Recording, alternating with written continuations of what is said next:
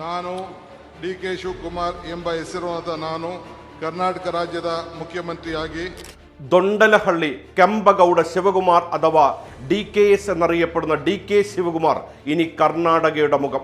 DK 8 തവണ നിയമസഭാംഗവും 4 തവണ സംസ്ഥാന ക്യാബിനറ്റ് മന്ത്രിയുമായി പ്രവർത്തിച്ചിട്ടുണ്ട്. 1962 മെയ് 15 കർണാടകയിലെ രാമനഗര ജില്ലയിലെ കനകപുരിയിലുള്ള വൊക്കലിംഗ കുടുംബത്തിൽ കെമ്പഗൌഡയുടെയും ഗൗരമ്മയുടെയും മകനായാണ് ജനനം.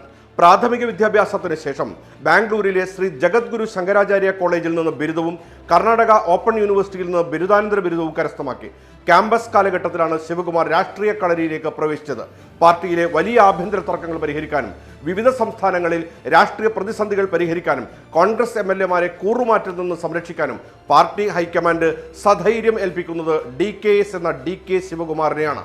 2018 കർണാടക നിയമസഭാ തെരഞ്ഞെടുപ്പിൽ 104 സീറ്റുകൾ നേടി BJP വലിയ ഒറ്റക്കക്ഷിയായ സാഹചര്യത്തിൽ കോൺഗ്രസ് JDS സഖ്യ സർക്കാർ രൂപവത്കരിക്കാനുള്ള ചർച്ചകൾക്ക് മുൻകൈയെടുത്തത് ശിവകുമാറായിരുന്നു.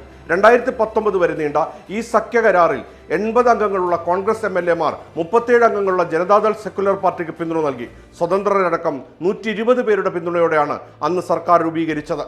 ഇതിലൂടെ ജനതാദൾ സർക്കുലർ നേതാവ് HD കുമാരസ്വാമി മുഖ്യമന്ത്രിയായും മുതിർന്ന കോൺഗ്രസ് നേതാവ് G പരമേശ്വര ഉപമുഖ്യമന്ത്രിയായും സ്ഥാനമേറ്റു. 2017 നടന്ന രാജ്യസഭാ തെരഞ്ഞെടുപ്പിൽ കൂറുമാറ്റ ഭീഷണിയെ തുടർന്ന് ഗുജറാത്തിൽ നിന്നുള്ള 42 കോൺഗ്രസ് MLA-മാരെ ബംഗളൂരുവിലെ റിസോർട്ടിൽ താമസിപ്പിക്കാൻ മുൻകൈയെടുത്തത് ശിവകുമാറാണ്. ഈ നീക്കം ഗുജറാത്തിൽ നിന്ന് രാജ്യസഭയിലേക്ക് മത്സരിച്ച മുതിർന്ന കോൺഗ്രസ് നേതാവ് അഹമ്മദ് പട്ടേലിന്റെ വിജയത്തിന് കാരണമായി.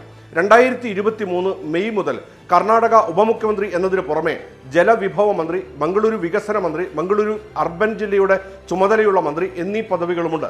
2020 മുതൽ കർണാടക പ്രദേശ് കോൺഗ്രസ് കമ്മിറ്റി പ്രസിഡന്റുമാണ്.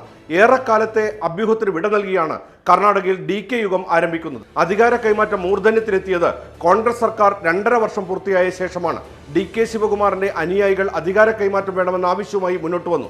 കഴിഞ്ഞ ചൊവ്വാഴ്ച കോൺഗ്രസ് ഹൈക്കമാൻഡ് സിദ്ധരാമയ്യ, DK ശിവകുമാർ എന്നിവരെ ഡൽഹിയിലേക്ക് വിളിപ്പിക്കുകയും മുഖ്യമന്ത്രി സ്ഥാനം രാജിവെക്കാൻ ആവശ്യപ്പെടുകയുമായിരുന്നു. 2 ദിവസം സമയം ചോദിച്ച സിദ്ധരാമയ്യ വ്യാഴാഴ്ച സ്വവസതിയിൽ മന്ത്രിസഭ സഹപ്രവർത്തകർക്കായി സംഘടിപ്പിച്ച പ്രഭാത ഭക്ഷണ യോഗത്തിൽ രാജിവെക്കാനുള്ള തീരുമാനം അറിയിക്കുകയും DK ശിവകുമാറിനെ തന്റെ പിൻഗാമിയായി പ്രഖ്യാപിക്കുകയുമായിരുന്നു.